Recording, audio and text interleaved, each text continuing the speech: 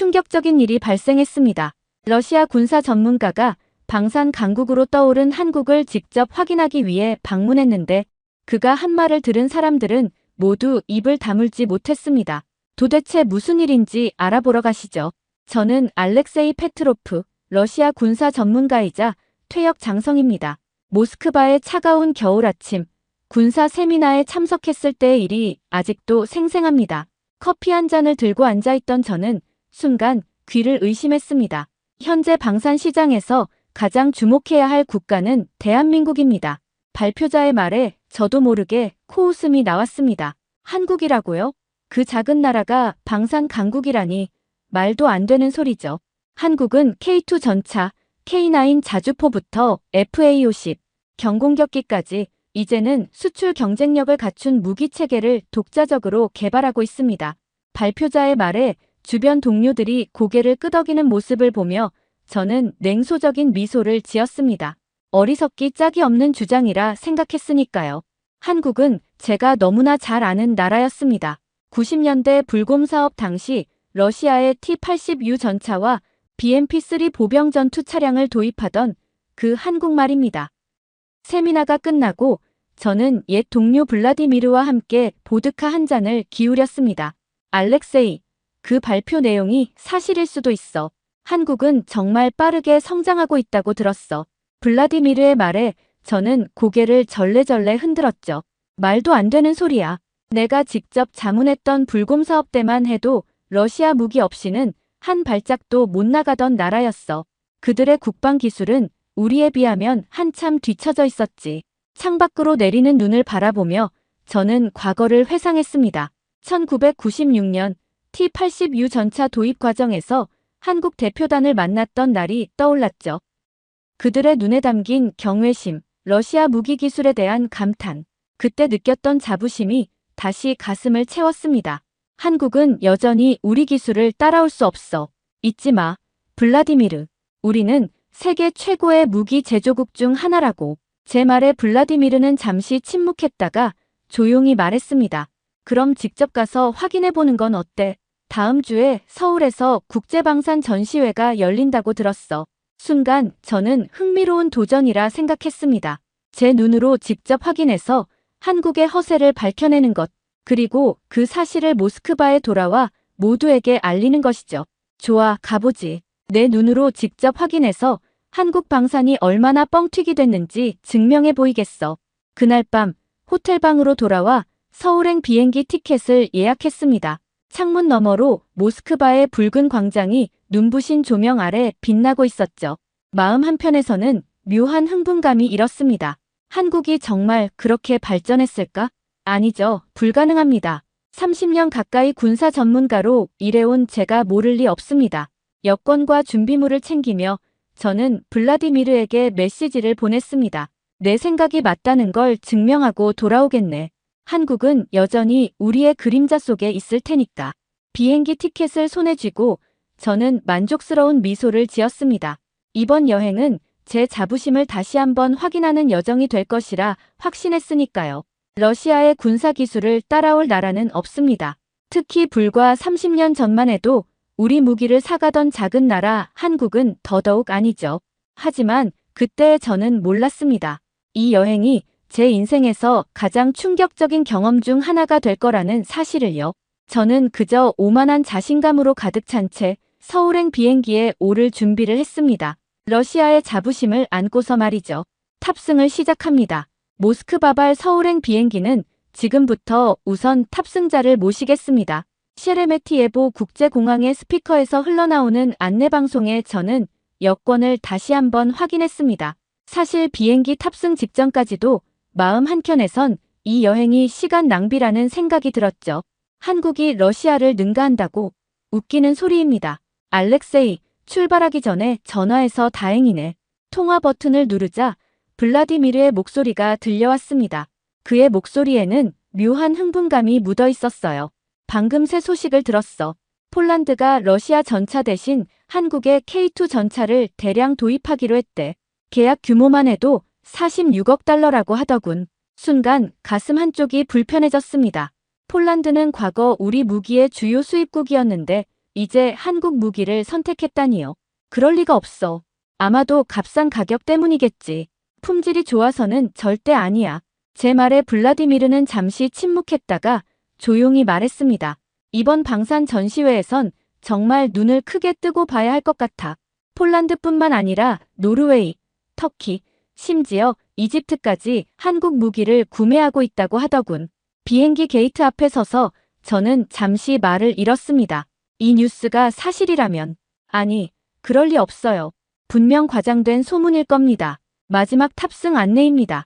저는 서둘러 통화를 마쳤습니다. 직접 가서 확인해 보겠어. 만약 이 모든 게 사실이라면 러시아 방산의 미래가 위태로울 수도 있겠군.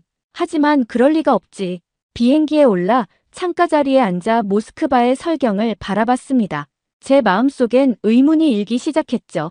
정말 한국이 그렇게 발전했을까? 제가 이토록 확신에 차 있던 러시아. 무기의 우월성에 금이 가기 시작한 순간이었습니다. 10시간의 비행 동안 저는 불곰 사업 당시의 문서들을 태블릿으로 다시 살펴봤습니다. 1991년부터 시작된 불곰 사업, 러시아의 T-80U 전차, BMP-3 장갑차, 대공 미사일 시스템까지. 그 당시 한국은 전투기를 자체 개발하는 꿈조차 꾸지 못했습니다. 그들은 우리의 기술을 간절히 원했고 우리는 그들에게 기꺼이 판매했죠. 그때 제가 느꼈던 우월감이 다시 마음속에서 솟아올랐습니다. 하지만 한 가지 기억도 함께 떠올랐습니다. 한국 기술자들의 끈질긴 질문들. 그들은 단순히 운영 방법만 배우려 하지 않았습니다. 어떻게 작동하는지, 왜 그런 설계를 했는지, 더 개선할 방법은 없는지, 때로는 짜증날 정도로 세세한 질문들이 이어졌죠. 혹시 이 기술을 복제하려는 건가요? 당시에 제가 농담처럼 던진 말을 그들은 진지하게 받아들였습니다. 복제가 아닙니다. 더 발전시키는 겁니다. 그 젊은 한국 엔지니어의 대답이 갑자기 의미심장하게 들려왔습니다. 가볍게 여겼던 그 말이 지금 생각해보니 가슴을 불편하게 만들었죠.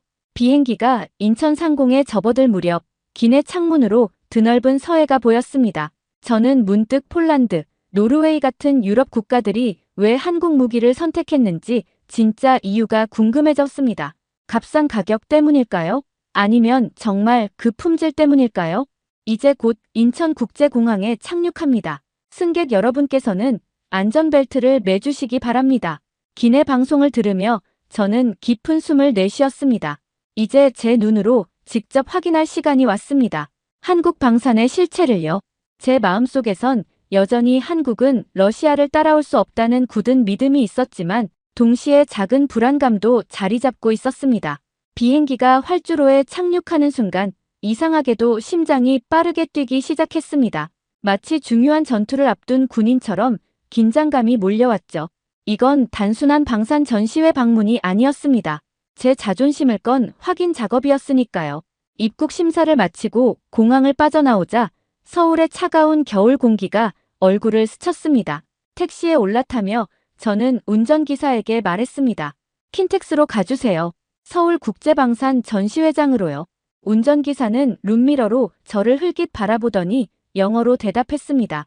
방산 전시회요? 외국에서 오셨나 보네요. 어느 나라에서 오셨습니까? 러시아입니다. 제 대답에 운전기사의 눈이 반짝였습니다. 아, 러시아요. 예전에 우리나라가 러시아 무기를 많이 수입했었죠. T-80 전차 같은 것들.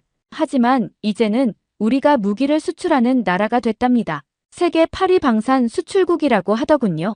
운전기사의 자랑스러운 말투에 저는 무언가 반박하고 싶었지만 말을 꺼내지 못했습니다. 대신 창밖으로 펼쳐진 서울의 풍경을 바라봤죠.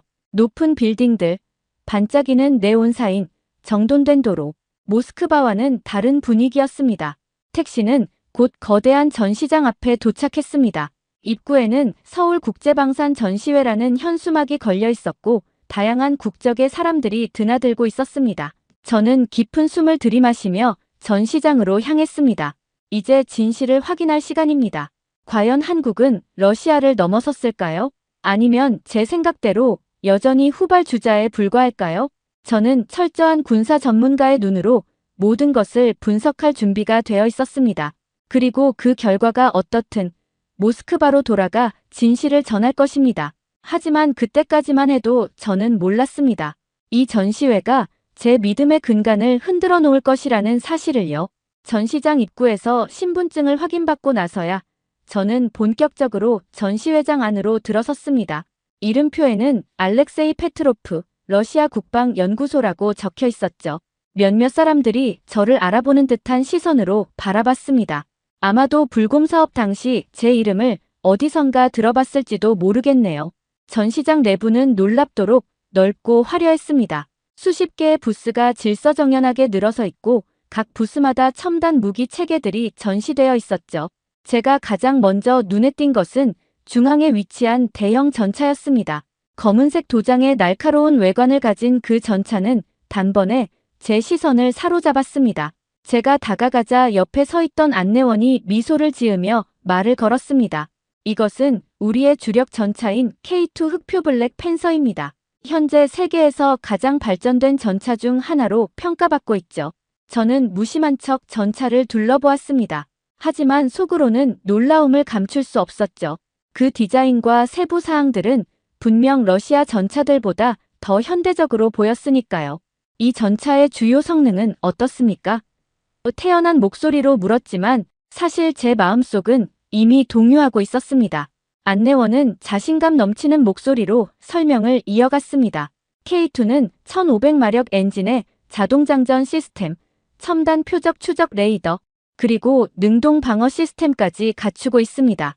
특히 경사지에서도 정확한 사격이 가능한 포 안정화 시스템은 세계 최고 수준이라고 할 수 있죠. 제 머릿속에는 자연스럽게 러시아의 주력 전차인 T-90과 비교가 되었습니다. 솔직히 말하자면 K2는 여러 면에서 우리 전차보다 앞서 있어 보였습니다. 특히 전자장비와 방어 시스템은요. 이 전차가 실전에서 검증된 적은 있습니까? 마지막 희망을 걸고 물었죠. 러시아 무기는 수많은 전쟁에서 그 성능이 입증되었으니까요. 안내원은 약간 미소를 지으며 대답했습니다. 아직 실전 경험은 없지만 수백 번의 혹독한 시험을 거쳤습니다. 그리고 무엇보다 폴란드, 노르웨이 같은 나토 국가들이 K2를 선택했다는 사실이 그 우수성을 증명하지 않을까요? 특히 폴란드는 러시아 무기에 익숙한 나라임에도 우리 전차를 선택했으니까요. 그 말에 가슴 한쪽이 찌릿했습니다. 폴란드는 오랫동안 러시아 무기 체계에 의존해왔던 나라였습니다. 그들이 한국 전차를 선택했다는 것은 단순한 정치적 결정 이상의 의미가 있었죠. 저는 K2 전차 앞에서 멍하니 서 있다가 옆으로 이동했습니다. 그곳에는 또 다른 거대한 무기가 전시되어 있었죠. 이것은 K9 자주포입니다. 현재 세계 시장 점유율 1위를 차지하고 있는 자주포죠. 젊은 여성 안내원의 말이 귓가에 들려왔습니다. 제 앞에는 위협적인 모습의 자주포가 놓여 있었습니다. 그 크기와 디자인은 분명 러시아의 많은 자주포 모델들보다 인상적이었죠. K9은 현재 핀란드, 에스토니아, 호주, 이집트, 인도 등 세계 각국에 수출되고 있습니다. 특히 나토 국가들이 러시아제 대신 우리 자주포를 선택하는 추세입니다. 안내원의 말에 저는 껄끄러운 기분을 느꼈습니다. 러시아제 대신이라는 표현이 꽤나 거슬렸거든요. 하지만 반박할 말이 생각나지 않았습니다. 사실이니까요. K9 자주포를 둘러보며 저는 그 정교한 디자인에 감탄할 수밖에 없었습니다. 52구 경장 155mm 주포, 첨단 화력 통제 시스템, 자동화된 포탄 장전 장치. 이 모든 것이 러시아의 자주포들보다 더 발전된 기술로 보였습니다. 알렉세이 페트로프 씨, 맞으신가요? 갑작스럽게 이름이 불리자 저는 깜짝 놀라 뒤를 돌아봤습니다. 정장 차림의 중년 남성이 저를 향해 걸어오고 있었죠. 네, 맞습니다만. 저는 김민호라고 합니다. 한국방위사업청 국제협력관이죠. 러시아에서 오신 귀한 손님을 위해 특별 안내를 해드리려고 합니다. 김민호는 완벽한 러시아어로 저에게 말을 걸었습니다. 저는 놀라움을 감추지 못했죠. 그는 제 방문을 미리 알고 있었던 것 같았습니다. 놀라셨나요? 불곰 사업 때 저희가 얼마나 많은 것을 배웠는지 기억하십니까? 러시아어도 그중 하나였죠. 그의 미소 속에는 자부심과 함께 약간의 도전적인 빛이 느껴졌습니다. 마치 우리는 당신들로부터 배웠지만 이제는 그것을 뛰어넘었다고 말하는 듯 했죠. 김민호의 안내로 저는 전시장 구석구석을 둘러보기 시작했습니다. 그가 특별히 강조한 것은 한국의 무기 수출 현황이었습니다. 현재 우리는 세계 8위 방산 수출국입니다. 특히 K9 자주포는 세계 시장의 절반 이상을 차지하고 있죠. 그리고 K2 전차의 폴란드 수출 계약은 우리 방산 역사상 최대 규모입니다. 그의 말 한마디 한마디가 제 자존심을 건드렸습니다. 과거 우리로부터 무기를 사가던 나라가 이제는 세계 시장에서 러시아와 경쟁하고 있다니요. 심지어 일부 분야에서는 이미 우리를 앞서고 있었습니다. 여기 이 구역은 우리 해군 장비들입니다. 김민호의 안내에 따라 저는 함정 모형과 미사일 시스템이 전시된 구역으로 이동했습니다. 그곳에서 본 한국의 해군 기술력은 또 다른 충격이었습니다. 이것은 우리의 잠수 한발사 탄도미사일 기술입니다. 러시아, 미국, 프랑스, 영국, 중국, 인도에 이어 세계 7번째로 개발에 성공했지요. 제 앞에는 정교한 미사일 모형이 있었습니다. 한국이 SLBM 기술을 보유하고 있다는 사실은 몰랐던 정보였습니다. 사실 제가 알고 있던 한국은 여전히 기초적인 방산 기술에만 의존하고 있는 국가였으니까요. 놀라셨군요. 페트로프 씨. 불곰 사업 당시 우리는 러시아에게 많은 빚을 졌습니다. 하지만 그것은 단지 시작에 불과했어요. 우리는 배우고 연구하고 발전시켰습니다. 김민호의 눈빛에는 자신감과 자부심이 가득했습니다. 저는 그 순간 처음으로 인정할 수밖에 없었습니다. 한국은 더 이상 과거의 한국이 아니었습니다. 그들은 놀라운 속도로 발전해 있었고 일부 분야에서는 이미 러시아를 넘어서고 있었죠. 전시장을 나오며 저는 묘한 기분에 사로잡혔습니다. 제가 그토록 확신했던 러시아의 우월성이 흔들리기 시작한 것이죠. 하지만 여전히 제 마음속에는 작은 의구심이 남아 있었습니다. 과연 이 모든 것이 실제로 구현 가능한 기술일까? 혹시 전시용으로만 과장된 것은 아닐까? 호텔로 돌아가는 길, 제 머릿속은 복잡한 생각들로 가득 찼습니다. 지금까지 본 것들은 분명 인상적이었습니다. 하지만 내일 볼 공군력과 첨단 무기 시스템들은 어떨까요? 한국이 정말로 항공 우주 분야에서도 러시아를 따라잡았을까요? 호텔방에 들어서며 저는 창밖으로 보이는 서울의 밤 풍경을 바라봤습니다. 반짝이는 도시의 불빛들이 마치 방산 전시회에서 봤던 첨단 무기들의 정밀한 전자 장비처럼 빛나고 있었죠. 그 순간 저는 깨달았습니다. 이 여행은 제 예상보다 훨씬 더 충격적인 경험이 될 것이라는 사실을요. 호텔에서의 아침은 꽤 불편했습니다. 저는 평소보다 일찍 잠에서 깨어 창밖으로 보이는 서울의 아침 풍경을 바라봤죠. 어제 본 K2 전차와 K9 자주포의 이미지가 계속해서 머릿속을 맴돌았습니다. 제 평생 쌓아온 러시아 무기의 우월성에 대한 믿음이 흔들린 첫 경험이었으니까요. 이건 분명 전시용으로 과장된 거야. 실제 성능은 크게 다를 거야. 제 자신을 안심시키는 말을 중얼거리며 아침 식사를 했습니다. 하지만 마음 한켠에서는 불안감이 커지고 있었습니다. 오늘은 한국 공군 기지를 방문하는 날이었으니까요. 항공 우주 기술은 러시아가 절대적인 우위를 점하고 있는 분야라고 항상 믿어왔습니다. 만약 이 분야에서도 한국이 러시아를 따라잡고 있다면 생각만 해도 불쾌했습니다. 김민호는 약속 시간보다 10분 일찍 호텔 로비에 도착했습니다. 그의 얼굴에는 여전히 자신감 넘치는 미소가 있었죠. 페트로프 씨, 오늘은 특별한 날이 될 겁니다. 우리 공군의 최신 전투기들을 직접 보여드리려고 합니다. 차에 올라 공군 기지로 향하는 동안 저는 창밖 풍경에 집중했습니다. 마음속으론 오늘 보게 될 것들에 대한 준비를 하고 있었죠. 어제의 충격이 충분했는데 오늘은 더 큰 충격이 기다리고 있을지도 모른다는 예감이 들었습니다. 사실 우리나라는 전투기 개발이 가장 늦은 분야 중 하나였습니다. 김민호의 말에 저는 약간 희망을 품었습니다. 역시 항공 분야는 한국이 아직 러시아를 따라잡지 못했을 것이라는 생각이 들었거든요. 하지만 지난 10년간 우리는 엄청난 속도로 발전했습니다. FA-50 경공격기는 이미 세계 시장에서 인정받고 있고 KF-21 보람의 전투기는 우리 항공 우주 산업의 새로운 장을 열었죠.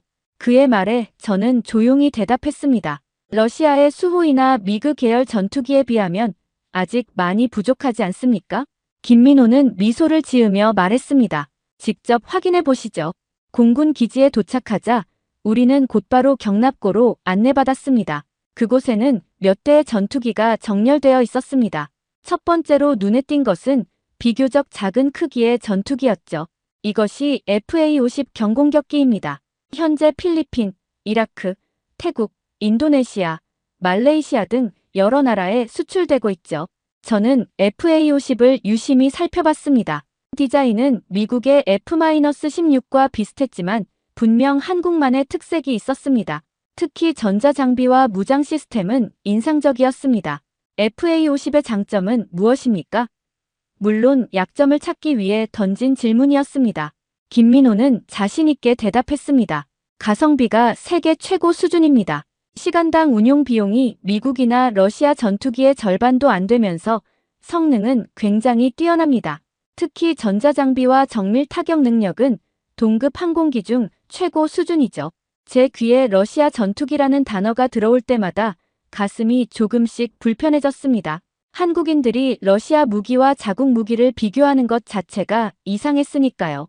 불과 30년 전만 해도 러시아 무기를 간절히 원하던 나라였는데 말입니다. 그리고 이쪽으로 오시면 우리의 자랑, KF-21 보라매를 보여드리겠습니다. 우리는 더 큰 경납고로 이동했습니다. 그곳에는 날카로운 모습의 전투기가 서 있었습니다. 스텔스 디자인과 첨단 무장 시스템을 갖춘 그 전투기는 첫눈에 강렬한 인상을 줬습니다. 이것이 KF-21 보라매입니다. 4.5세대 전투기로 현재 마지막 시험 비행 단계에 있습니다. 내년부터 본격적인 양산에 들어갈 예정이죠. 저는 KF-21을 자세히 살펴봤습니다. 그 디자인과 스펙은 분명 러시아의 Su-57과 비교해도 뒤떨어지지 않아 보였습니다. 물론 완전한 5세대 전투기는 아니었지만 한국이 자체적으로 이런 전투기를 개발했다는 사실 자체가 충격적이었습니다. KF-21의 주요 성능은 어떻습니까? 김민호는 열정적으로 설명했습니다. 마하 1.8의 최대 속도, 2,900km의 전투 반경, 그리고 10개의 무장 포인트를 갖추고 있습니다. 특히 AESA 레이더와 첨단 항전 장비는 세계 최고 수준이죠. 그의 설명을 들으며 저는 러시아의 Su-57과 자연스럽게 비교하고 있었습니다. 몇몇 측면에서는 KF-21이 뒤처졌지만 전자장비와 정밀 타격 능력에서는 오히려 앞서 있는 것 같았습니다. 지금부터 FA-50과 KF-21의 시연 비행을 보여드리겠습니다. 우리는 활주로 근처의 관제탑으로 이동했습니다. 그곳에는 이미 여러 국가의 군사 전문가들이 모여 있었습니다. 저는 그들 사이에서 유럽과 중동, 남미에서 온 인사들을 알아볼 수 있었습니다. 모두 진지한 표정으로 활주로를 주시하고 있었죠. 얼마 후 FA-50 2대가 이륙을 준비했습니다. 엔진 소리가 울려 퍼지며 두 전투기는 놀라운 가속으로 하늘로 솟아올랐습니다. 그들의 기동은 매끄럽고 정확했습니다. 특히 저공 비행과 급선회 동작은 인상적이었죠. FA-50의 시연이 끝나고 이번에는 KF-21이 이륙했습니다. 더 큰 엔진 소리와 함께 KF-21은 놀라운 속도로 하늘로 치솟았습니다. 그리고 이어진 고난도 기동들. 제 눈을 의심할 수밖에 없었습니다. 그 전투기는 마치 수호이-57처럼, 아니 어떤 면에서는 더 유연하게 움직이는 것 같았습니다. 저 전투기는 완전히 한국 기술로 만든 겁니까? 김민호는 자부심 가득한 얼굴로 대답했습니다. 엔진은 아직 미국 기술을 기반으로 하고 있지만 그 외 대부분의 시스템은 우리 기술입니다. 특히 전자장비와 무장 시스템은 100% 국산화에 성공했죠. 주변에 있던 다른 나라 전문가들이 감탄의 소리를 내는 것이 들렸습니다. 아랍 국가에서 온 것으로 보이는 한 남성은 계속해서 메모를 하고 있었고, 유럽에서 온 여성 전문가는 동료와 흥분된 목소리로 대화를 나누고 있었습니다. 이 전투기들의 관심을 보이는 국가들이 많습니까? 김민호는 자신감 있게 대답했습니다. 네, 특히 FA-50은 이미 여러 나라에 수출되고 있고 KF-21도 양산이 시작되면 수출 협상을 본격화할 예정입니다. 중동, 동남아시아, 심지어 동유럽 국가들까지 관심을 보이고 있죠. 그의 말에 또다시 가슴이 불편해졌습니다. 동유럽이라면 과거 러시아 무기의 주요 수출 대상이었는데 이제는 한국 무기를 검토하고 있다니요. 시연 비행이 끝난 후 우리는 다시 경납고로 돌아와 무장 시스템을 자세히 살펴봤습니다. 한국이 자체 개발한 공대공, 공대지 미사일들, 그것들의 정밀도와 파괴력에 대한 설명을 들으며 저는 점점 더 무거운 기분에 빠져들었습니다. 그리고 이것은 우리의 최신 정찰 드론 시스템입니다.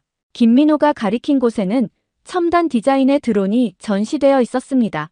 스텔스 형태의 그 드론은 러시아의 최신 모델보다도 더 발전된 형태로 보였습니다. 이 드론은 인공지능 기반의 자율 비행 시스템을 갖추고 있습니다. 인간의 개입 없이도 정찰 임무를 수행할 수 있죠. 그의 설명을 들으며 저는 더 이상 의심할 여지가 없었습니다. 한국은 이제 방산 강국이 되어 있었습니다. 특히 전자장비와 정밀 무기 시스템에서는 러시아를 앞서고 있는 것처럼 보였습니다. 공군 기지를 떠나는 차 안에서 저는 묵묵히 창밖을 바라봤습니다. 제 믿음의 근간이 완전히 흔들린 기분이었습니다. 과거 러시아 무기에 의존하던 한국이 이제는 세계 방산 시장에서 러시아와 경쟁하고 심지어 일부 분야에서는 앞서 나가고 있다는 현실을 받아들이기 힘들었습니다. 페트로프 씨, 생각이 많으신 것 같네요. 김민호의 말에 저는 깊은 한숨을 내쉬었습니다. 솔직히 말하자면 놀랐습니다. 한국의 방산 기술이 이렇게까지 발전해 있을 줄은 몰랐군요. 그는 미소를 지으며 대답했습니다. 우리는 빠르게 배우고 더 빠르게 발전하는 국가입니다. 불곰 사업 당시 러시아에게 배운 것들이 우리 발전의 토대가 되었지요. 하지만 우리는 거기서 멈추지 않았습니다. 그의 말에는 자부심과 함께 감사의 마음도 담겨 있었습니다. 그것이 오히려 더 가슴을 아프게 했습니다. 우리가 가르쳤던 제자가 이제는 스승을 넘어서고 있었으니까요. 호텔로 돌아오는 길, 저는 블라디미르에게 짧은 메시지를 보냈습니다. 한국은 더 이상 과거의 한국이 아니다. 자세한 이야기는 돌아가서 하겠네. 메시지를 보낸 후 저는 창밖으로 흐르는 서울의 풍경을 바라봤습니다. 고층 빌딩들, 정돈된 도로, 첨단 기술의 흔적이 곳곳에 넘쳐났습니다. 이곳은 30년 전 제가 알던 한국과는 완전히 다른 나라였습니다. 그리고 그 변화의 속도는 러시아조차 따라잡기 힘든 것이었습니다. 내일은 현대방산 기술 세미나가 예정되어 있었습니다. 오늘 본 충격적인 현실 이후에 또 어떤 놀라움이 저를 기다리고 있을지 상상조차 하기 싫었습니다. 하지만 한 가지는 확실했습니다. 저는 더 이상 예전의 자신감 넘치는 알렉세이 페트로프가 아니었습니다. 러시아의 군사적 우월성에 대한 제 확신은 이미 크게 흔들리고 있었으니까요. 절정 플라트 포인트 2. 방산 전시회 마지막 날, 현대방산 기술 세미나가 열리는 대형 컨퍼런스 홀로 향하는 발걸음이 무거웠습니다. 지난 이틀간 제가 본 것들은 제 신념의 근간을 흔들어 놓았습니다. 전차, 자주포, 전투기, 모든 분야에서 한국은 놀라운 발전을 이루어냈고 일부 영역에서는 러시아를 앞서고 있었습니다. 이제 마지막 세미나에서는 또 어떤 충격적인 현실을 마주하게 될지 마음의 준비를 하고 있었습니다. 페트로프 씨, 이쪽 자리에 앉으시죠. 여기서 발표를 가장 잘 볼 수 있습니다. 김민호가 첫 줄 가운데 좌석을 가리켰습니다. 마치 고의적으로 저를 모든 발표의 중심에 두려는 것 같았죠. 아마도 러시아 군사 전문가가 한국 방산의 현실을 직시하는 모습을 지켜보고 싶었던 것 같습니다. 저는 자리에 앉으며 주변을 둘러봤습니다. 세미나장은 이미 각국의 방산 전문가들로 가득 차 있었습니다. 유럽, 중동, 아시아 각국에서 온 전문가들이 진지한 표정으로 앞을 주시하고 있었죠.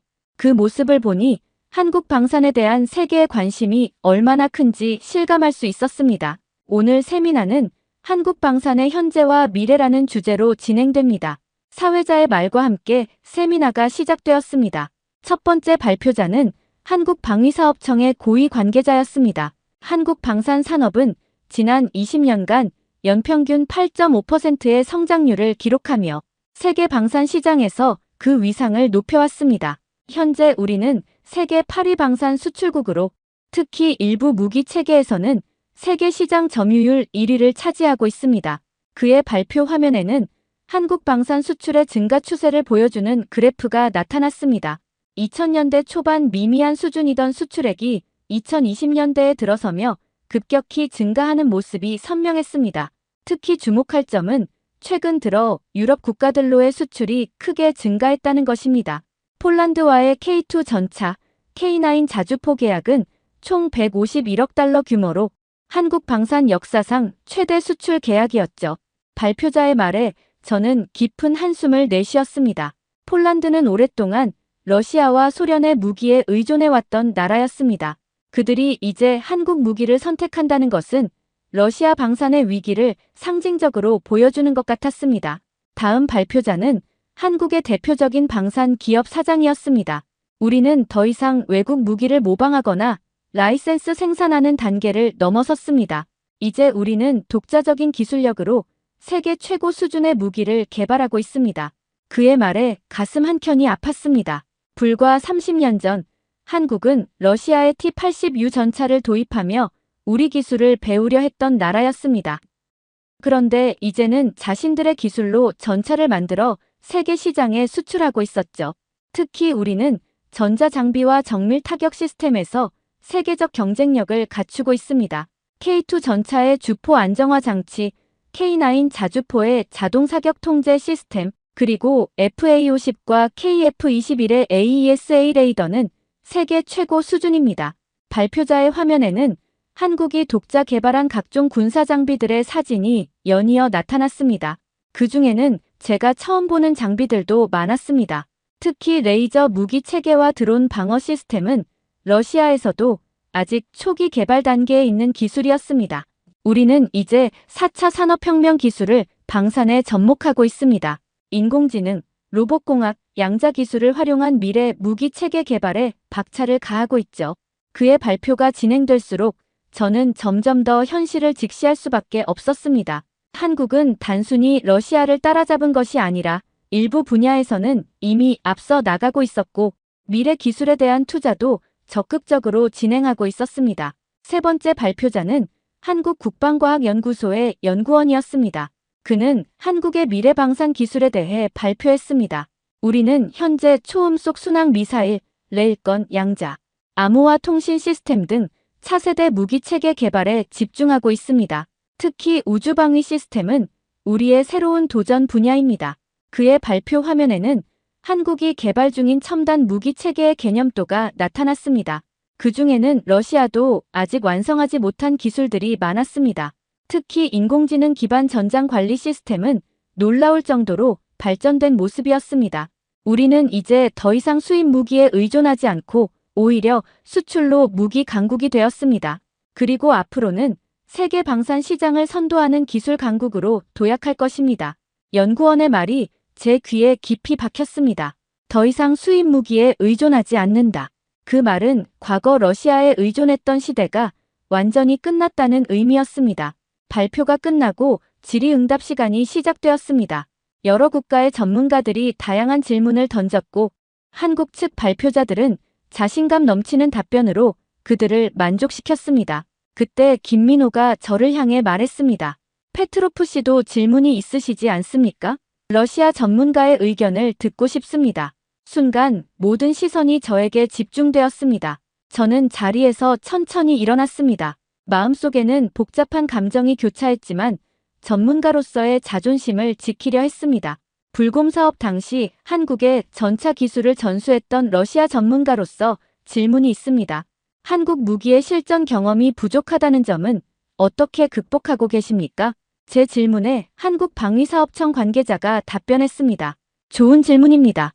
우리는 그 한계를 인정합니다. 하지만 우리는 극한의 환경 시험과 시뮬레이션을 통해 최대한 실전과 유사한 조건에서 검증을 진행하고 있습니다. 또한 실전 경험이 풍부한 국가들과의 협력을 통해 그 간극을 좁히고 있습니다.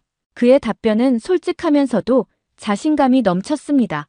그것이 오히려 더 설득력 있게 느껴졌습니다. 이어서 그는 스크린을 가리키며 말했습니다. 이것은 현재 세계 방산 시장에서 러시아 무기 대신 한국 무기를 선택한 국가들의 목록입니다. 스크린에는 긴 목록이 나타났습니다. 폴란드, 노르웨이, 터키, 이집트, 인도네시아, 필리핀, 말레이시아. 과거 러시아 무기의 주요 수입국이었던 나라들이 대거 포함되어 있었습니다. 우리는 러시아 무기의 장점을 인정하고 배웠습니다. 그리고 그것을 바탕으로 더 발전시켰습니다. 이제 많은 국가들이 우리 무기 체계의 우수성을 인정하고 있습니다. 그 순간 제 마음속에서 마지막 저항이 무너졌습니다. 스크린에 나열된 국가들, 그들이 선택한 한국 무기들. 이 모든 것이 부정할 수 없는 현실이었습니다. 러시아 무기가 세계 시장에서 한국 무기에 의해 대체되고 있다는 현실을요. 세미나가 끝나고 저는 묵묵히 자리에서 일어났습니다. 김민호가 다가와 물었습니다. 어떠셨습니까? 페트로프 씨, 우리 한국 방산의 현실에 대해 어떻게 생각하시나요? 저는 잠시 침묵하다가 솔직한 답변을 했습니다. 인정할 수밖에 없군요. 한국은 이제 방산 강국입니다. 러시아도 배울 점이 많을 것 같습니다. 제 말에 김민호의 얼굴에 미소가 번졌습니다. 그것은 승리의 미소가 아니라 인정받은 데 대한 깊은 만족감이 담긴 미소였습니다. 감사합니다. 페트로프 씨. 우리는 여전히 러시아를 존경합니다. 불곰 사업은 우리 방산의 중요한 토대가 되었으니까요. 하지만 제자가 스승을 넘어서는 것은 어쩌면 자연스러운 일인지도 모릅니다. 그의 말에 저는 쓴웃음을 지었습니다. 제자가 스승을 넘어섰다는 말이 가슴 깊이 꽂혔습니다. 호텔로 돌아오는 차 안에서 저는 침묵 속에 잠겼습니다. 지난 3일간 본 모든 것들이 머릿속을 맴돌았습니다. K2 전차, K9 자주포, FA-50 경공격기, KF-21 보람의 전투기, 그리고 그 무기들을 구매하기 위해 줄을 서 있는 세계 각국의 목록들. 호텔방에 들어서자 저는 곧바로 창가로 걸어갔습니다. 서울의 야경이 눈부신 불빛으로 가득했습니다. 그 불빛들이 마치 한국 방산의 밝은 미래를 상징하는 것 같았습니다. 창가에 서서 저는 깊은 한숨을 내쉬었습니다. 러시아 무기가 다 대체됐네. 이제 우리의 시대는 저물어가고 있는 건가. 그 순간 평생 간직해온 러시아 군사기술에 대한 자부심이 완전히 무너지는 느낌이었습니다. 하지만 동시에 전문가로서의 새로운 인식도 생겨났습니다. 세계는 변하고 있었고 러시아도 그 변화에 적응해야 한다는 것을요. 저는 침대에 앉아 블라디미르에게 전화를 걸었습니다. 그는 곧바로 전화를 받았습니다. 알렉세이, 어떻게 됐나? 한국은 어떤가? 저는 잠시 말을 고르다가 솔직하게 말했습니다. 블라디미르, 우리는 큰 착각을 하고 있었어. 한국은 이미 우리를 넘어섰어. 적어도 몇몇 분야에서는 말이야. 전화 너머로 블라디미르의 놀란 숨소리가 들렸습니다. 정말인가? 그렇게 심각한 상황인가? 심각해. 폴란드, 터키, 이집트 같은 우리의 오랜 고객들이 이제 한국 무기를 사고 있어. 그들의 기술은 놀라울 정도로 발전했어. 특히 전자장비와 정밀 타격 시스템은 우리보다 앞서 있다고 봐야 해. 블라디미르는 한동안 말이 없었습니다. 그도 이 현실을 받아들이기 힘들었을 것입니다. 알렉세이, 내가 그렇게 말한다면 정말 심각한 상황이군. 돌아오면 자세히 보고해줘. 우리도 뭔가 대책을 세워야 할 것 같아. 통화를 마치고 저는 다시 창가로 걸어갔습니다. 서울의 밤하늘에는 별들이 빛나고 있었습니다. 이제 한국은 방산 분야의 새로운 별로 떠오르고 있었습니다. 그리고 러시아의 별은 서서히 빛을 잃어가고 있는 걸까요?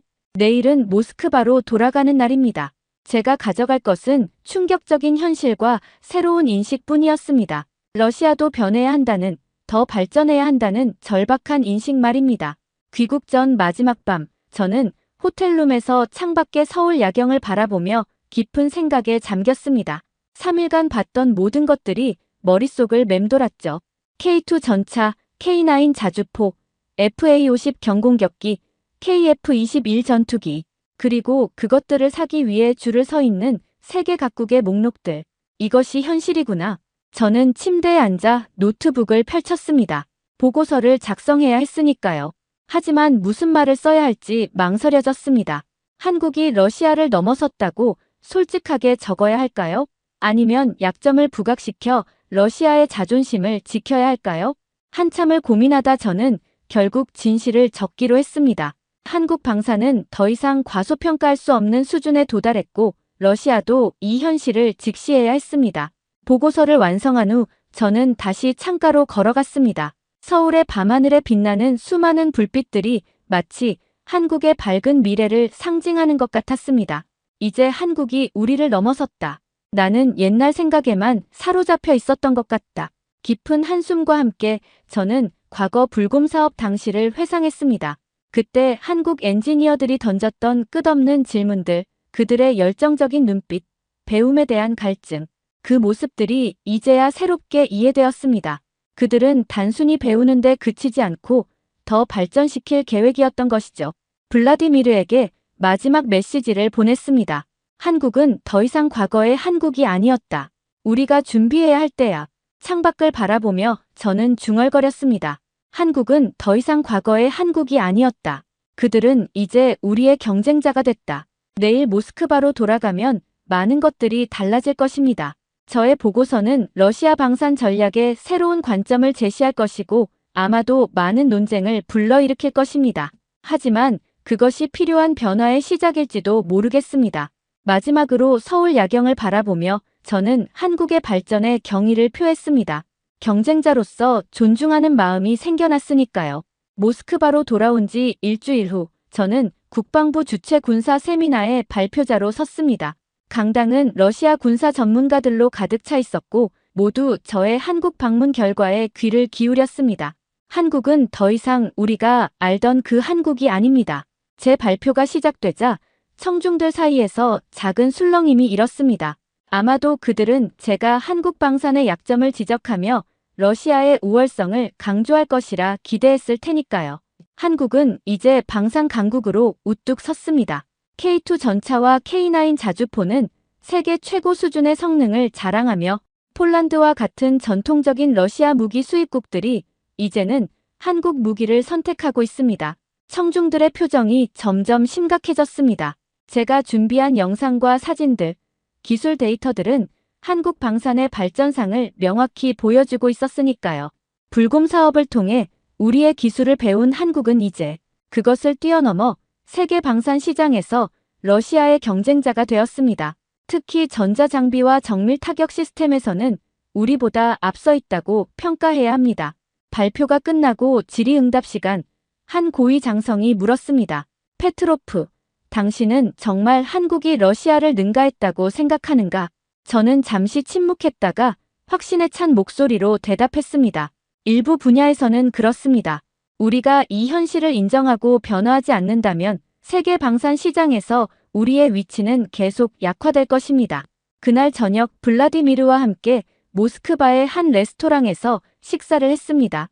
그는 제 발표를 들었다며 놀라움을 감추지 못했습니다. 솔직히 말해서 알렉세이, 너무 충격적이었어. 하지만 내 말이 맞다면 우리도 변해야 해. 저는 고개를 끄덕였습니다. 우리는 과거의 영광에 안주해 있었어. 변화의 시간이야. 발표가 끝난 후 저는 모스크바 강변을 따라 홀로 걸었습니다.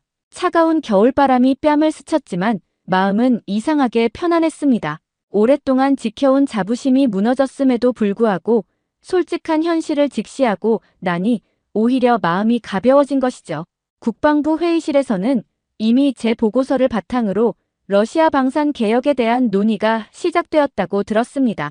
저의 충격적인 증언이 변화의 촉매제가 된 것이죠. 한국을 우습게 봤던 내 오만함이 부끄럽다. 저는 벤치에 앉아 휴대폰을 꺼냈습니다. 서울에서 찍었던 사진들을 하나씩 다시 살펴봤습니다.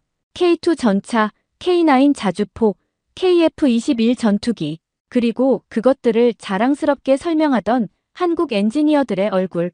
특히 제 기억 속에 남아있는 건 김민호의 마지막 말이었습니다. 제자가 스승을 넘어서는 것은 어쩌면 자연스러운 일인지도 모릅니다. 그 말에 담긴 의미를 이제야 진정으로 이해했습니다. 지식과 기술의 전수는 언제나 그렇게 진화하는 것이죠. 학생은 스승의 지식을 바탕으로 더 발전시키고 결국 새로운 높이에 도달하게 됩니다. 휴대폰에서 서울의 야경 사진을 바라보며 저는 미소를 지었습니다. 경쟁자의 성장을 인정하는 것은 아프지만 동시에 그것이 우리 자신을 발전시키는 원동력이 될 수 있다는 새로운 깨달음이 찾아왔으니까요. 러시아와 한국 두 나라는 이제 세계 방산 시장에서 경쟁하게 되었지만 그 경쟁이 결국 양국의 발전을 이끌어낼 것입니다. 저는 그것을 확신했습니다. 대한민국, 방산 강국으로 우뚝 서다. 휴대폰 화면 속 서울의 밤하늘에 빛나는 불빛들이 마치 한국의 밝은 미래를 축복하는 것 같았습니다. 그리고 저는 그들의 발전을 진심으로 존중하는 마음으로 그 불빛을 바라봤습니다. 오늘의 이야기는 여기까지입니다. 그럼 오늘 이야기 재미있게 들으셨다면 잊지 말고 좋아요 꼭 눌러주세요. 꼭 사연 관련이 아니더라도 하실 말씀이 있으시다면 댓글도 꼭 남겨주시고요. 더 좋은 사연을 발굴해내고 여러분들께 재미있게 전달하는데 큰 힘이 됩니다. 흥미진진히 소개해드리는 다음 이야기가 듣고 싶으시다면 구독과 알림 설정하시면 빠르게 소식 들으실 수 있습니다. 그럼 저는 다시 흥미진진한 사연을 들고 찾아뵐게요. 또 만나요.